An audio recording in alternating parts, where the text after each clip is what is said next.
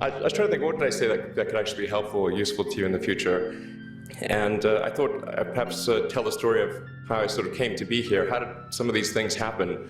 And maybe there's some lessons there, because I often find myself wondering, how did this happen? So when I was young, I didn't really know what I was going to do when I got older. But then eventually I thought that the idea of inventing things would be really cool. The reason I thought that was because I read a quote from Arthur C. Clarke, which said that a sufficiently advanced technology is indistinguishable from magic. And that's really true. If you go back, say, 300 years, the things that we take for granted today you'd be burned at the stake for. You know, being able to fly, that's crazy. See?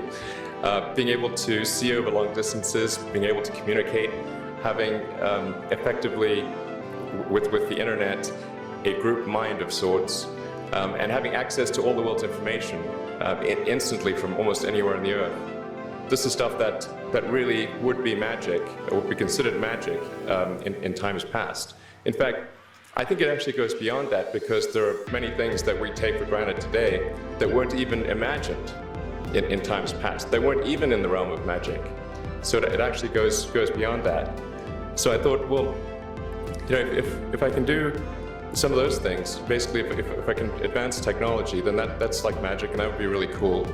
And I also had sort of a slight existential crisis, because I was trying to figure out what does it all mean? Like, what's the purpose of things?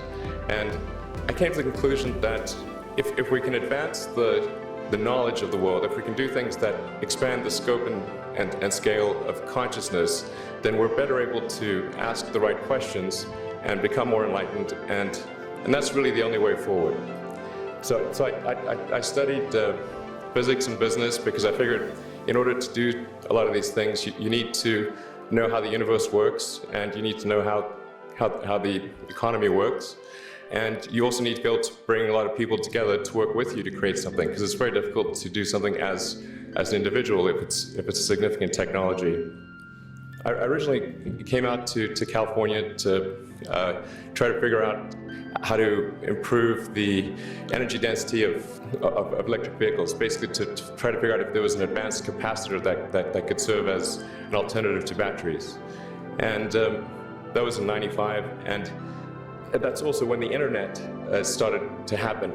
And I thought, well, I can either pursue this technology where success may not be one of the possible outcomes, which is always tricky, or participate in the internet and be part of it. So I decided to drop out. Did some internet stuff, one of which was PayPal. And I think maybe it's helpful to say one of the things that was important there in the creation of PayPal was kind of how it started, because the initial thought with PayPal was to create an agglomeration of financial services. So to have one place where all of your financial services needs would be seamlessly integrated and work smoothly. And then we had like a little feature which was to do email payments. And whenever we'd show the system off to someone, we'd show the hard part, which was the agglomeration of financial services, which was quite difficult to put together. Nobody was interested. Then we'd show people email payments, which was actually quite easy, and everybody was interested. So I think it's important to take feedback from your environment. You know, you want to be as closed loop as possible. So we focused on email payments and really try to make that work, and that's what really got things to take off. But if we hadn't responded to what people said, then we probably would not have been successful. So it's important to look for things like that and focus on them when you see them, and correct your prior assumptions. Going from PayPal, what are some of the other problems that are likely to most affect the future of humanity? It really wasn't from the perspective of what's the rank-ordered best way to make money, which is okay, but what I think is going to most affect the future of humanity. So I think the biggest terrestrial problem we've got is sustainable energy, but the production and consumption of energy in a sustainable manner. If we don't solve that this century, we're in deep trouble. And then the other one being the extension of life beyond Earth to make life multiplanetary. So that's the basis for, the latter is the basis for SpaceX, and the former is the basis for Tesla and Solar City. And when I started SpaceX, initially I thought that, well, there's no way one could possibly start a rocket company. I wasn't that crazy. But then I thought, well, what is a way to increase NASA's budget? That was actually my initial goal. So I thought, well, if we can do a low-cost mission to Mars, something called Mars Oasis, which would land seeds with seeds and dehydrated nutrient gel, and you hydrate them upon landing, and then you'd have this great sort of money shot of green plants on a red background. And the public tends to respond to precedents and superlatives. And this would be the first life on Mars, the furthest that life's ever traveled, as far as we know. And I thought, well, that would get people really excited, and therefore increase NASA's budget. So obviously, the financial outcome from such a mission would probably be zero. So anything better than that was on the upside. So I actually went to Russia 3 times to look at buying a refurbished ICBM, because that was the best deal. And I can tell you it was very weird going there in 2000, late 2001, 2002, going to the Russian rocket forces and saying, I'd like to buy 2 of your biggest rockets, but you can keep the nuke. That's a lot more. That was 10 years ago, I guess, so they thought I was crazy. But I did have money, so that was okay. After making several trips to Russia, I came to the conclusion that actually my initial impression was wrong about, because my initial thought was, well, that there's not enough will to explore and expand beyond Earth and have a Mars base and that kind of thing. But I came to the conclusion that was wrong. In fact, there's plenty of will, particularly in the United States, because the United States is a nation of explorers, of people who came here from other parts of the world. I think the United States is really a distillation of the spirit of human exploration.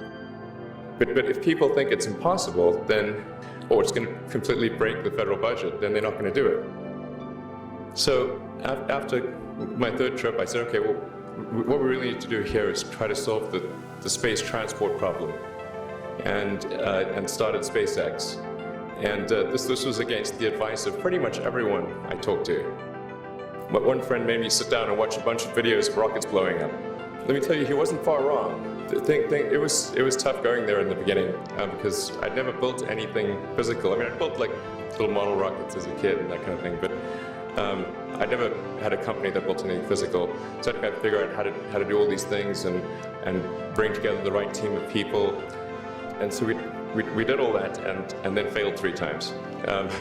It was tough going. Because the thing about a rocket is that the passing grade is 100%.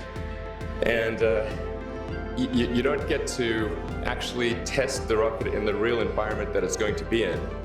So I think, the best analogy for rocket engineering is like if you want to create a really complicated bit of software, you can't run the software as an integrated whole, and you can't run it on the computer it's intended to run on.